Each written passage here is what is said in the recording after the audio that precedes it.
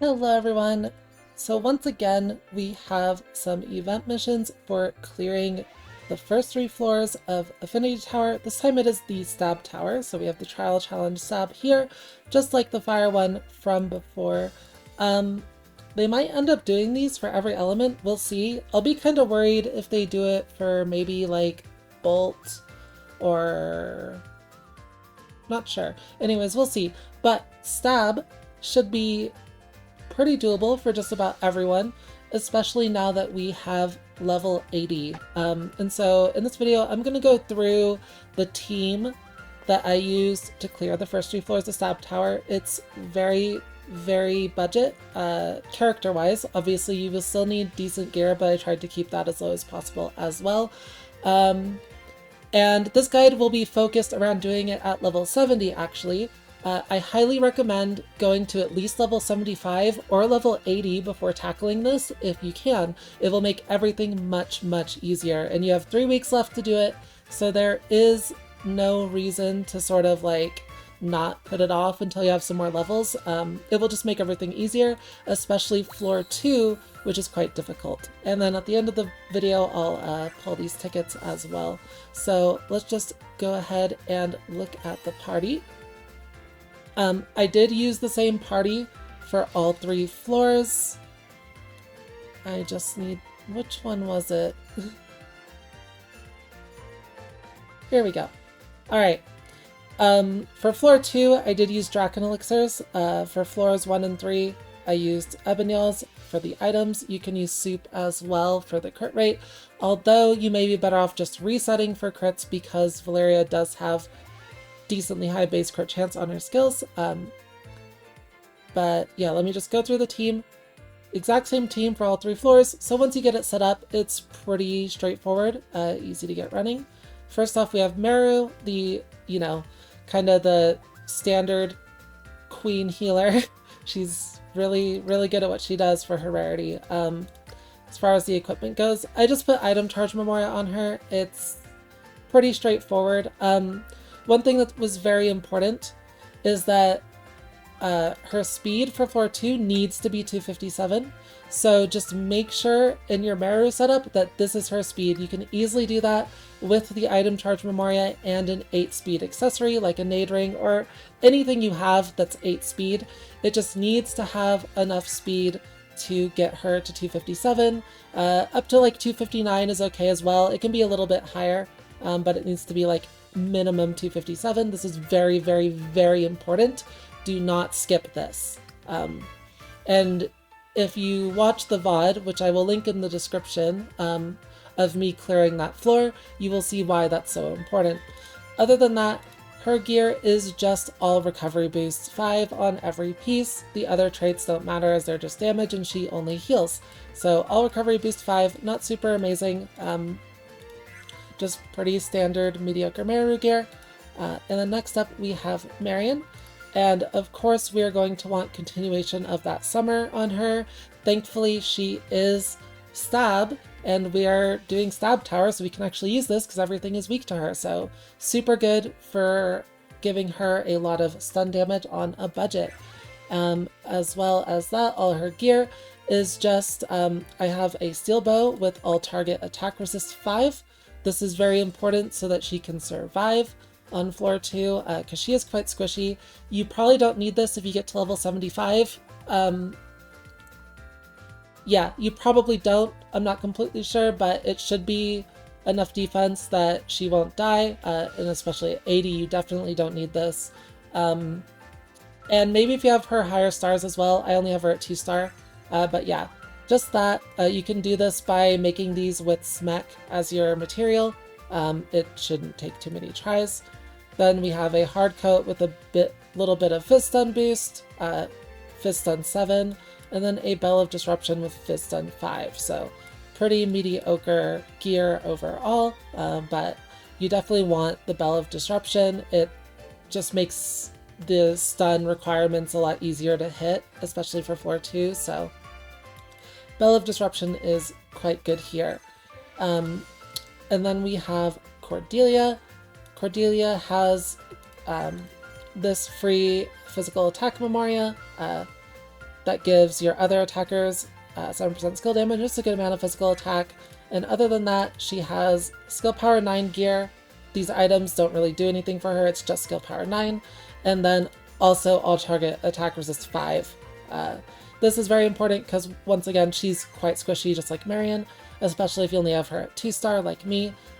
If you don't have either of these characters at 2-star, I do recommend buying the pieces just to get them up to 2-star real quick. It makes it much easier.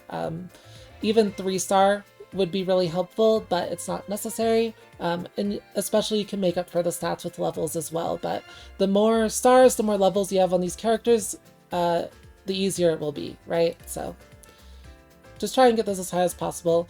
And then here we have Linka. Linka's going to be our tank for all 3 floors because the floors are very magic damage heavy. So if you remember from my Trial by Fire video, last time we used Lent because those floors were very physical damage heavy.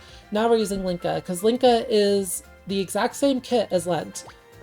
Reduces all his magic damage received by 15% for one attack. It's the exact same except for magic. So against magic enemies, you can use Linka.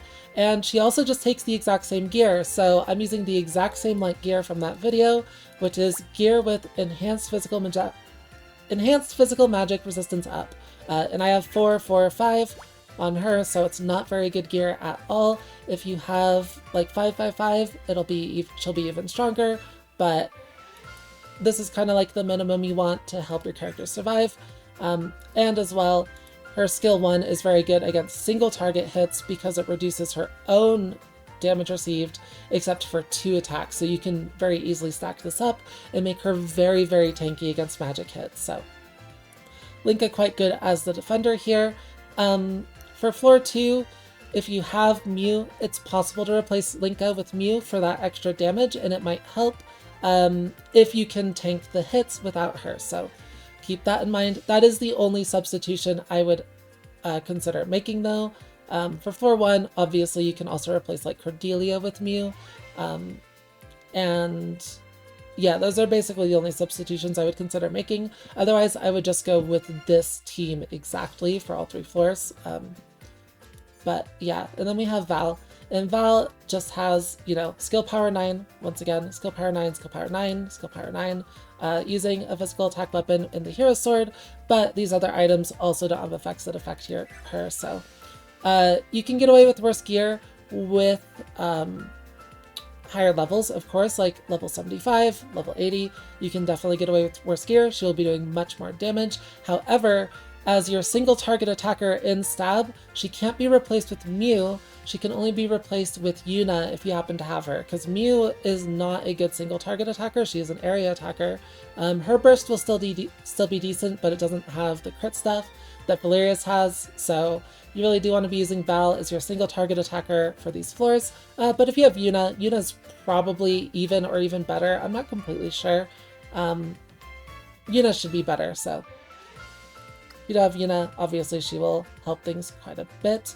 And for the Memoria, I do have a 31% Phys Attack Memoria on her, so that also helps if you can have that.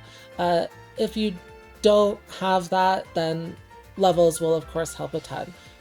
Once again, I did do this with this team at level 70, so there is a lot of leeway in gear requirements and things like that, just because you can get levels to make up for it. And of course, like always, you want to put Sacred Orbs throughout the EX board on every single character that you can. It just makes them tankier, do more damage. It really, really, really helps when tackling Affinity Tower, so don't skimp on it. You should have enough Sacred Orbs by now if your account is progressed into the end game and you've been playing a few months, right? Alright, so next, let's talk a little bit of strategy. I do go more in depth into strategy in my clear VODs, which I will once again link below in the description. And if you are stuck or struggling, I do recommend watching those because they sort of go through my process. I commentate everything. I go through a lot of resets and just, you know, say what I'm looking for, like, and you'll just see like my thought process, my entire process to get through these floors, especially with this specific setup, because this is the exact setup I used. So if you are replicating this, you will be able to clear these by following those videos. But I will just talk a little bit of the strategy in here as well. I'm not going to go over floor 1 too much. It's just pots. You just take them out kind of one by one. They do magic damage. It's whatever. The floor is pretty easy, especially at level 70. But floor 2 is quite difficult. So for floor 2, it's jellyfish, 2 golems, and an armor. They hit for massive area damage. It's very scary. And the reason why Meru needs a very specific speed of at least 257 is because on this floor, you can set it up so that early on, one enemy will hit with AoE, then you get Meru's turn so she can heal, and then another enemy will hit with AoE, right? If she's slower than that, then they will hit with 2 AoEs in a row, and you might just be completely dead. So it's much easier to survive that onslaught if Meru's speed is tuned to go between the enemies. And in general, this floor is just a lot of area damage. The way I tackled it was stunning the armor with Marion and sort of doing some incidental, just some random damage, like skill 2 damage to the armor, hopefully enough to take it out, and then having a Marion burst to stun the jellyfish into a Valeria burst to one-shot the jellyfish. And then once you just have the golems left, the floor is still fairly hard, but it's doable with enough tries, especially with a good timeline. And especially if you manipulate your timeline well, like getting bursts on the golem so they don't do damage, because when they burst, they heal. So, and they don't have too much HP, you can take them out pretty easily. But yeah, that's like my recommended strategy for this floor. And once again, just look at the VOD linked in the description if you're a little bit confused on what I mean there. But the timeline shows up frequently enough with the Marion burst into the Valeria burst to one-shot the jellyfish, so you should be able to replicate it pretty easily. And then as far as floor 3 goes, floor 3 is a poison floor. So what that means is that these enemies will not take damage unless they are poisoned. And the way you sort of tackle this floor is you have Marion faster than Cordelia, and they don't have very high stun gauge, so you can just stun them very easily. And so Marion stuns an enemy, Cordelia poisons the enemy, and then Valeria one-shots the enemy. And that's just what you do to cycle through all 3 enemies. If you stun an enemy, it does remove the poison. So you do need Marion to be faster than Cordelia.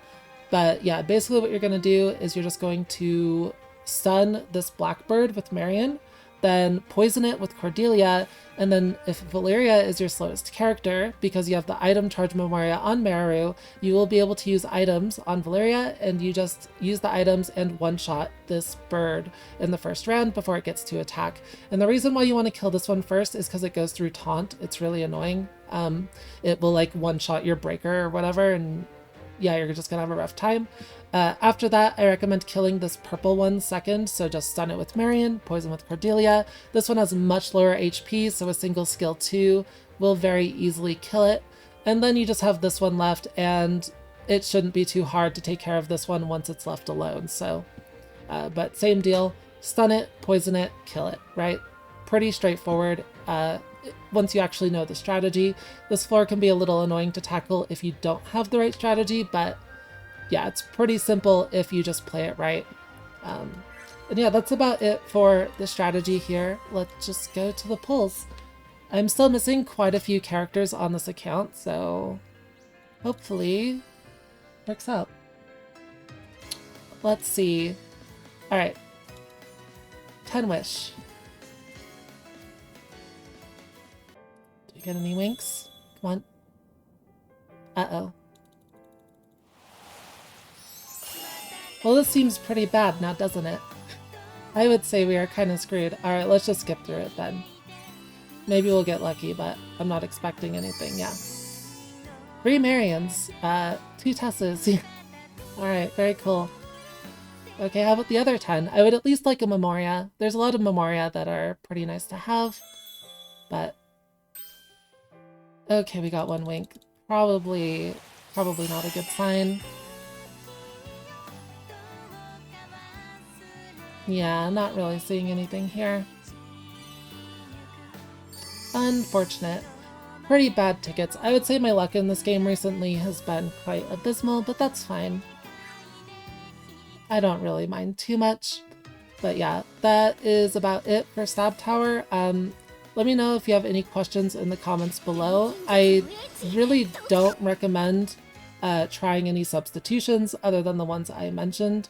Obviously, you can substitute Maru for Liddy if you really want to, but really just go with the teams and strategies that I've talked about here, and you will more than likely succeed. So I wish you all good luck, and I hope you all can get your tickets and have better rolls than me. So yeah, thanks for watching, and I will see you in the next one.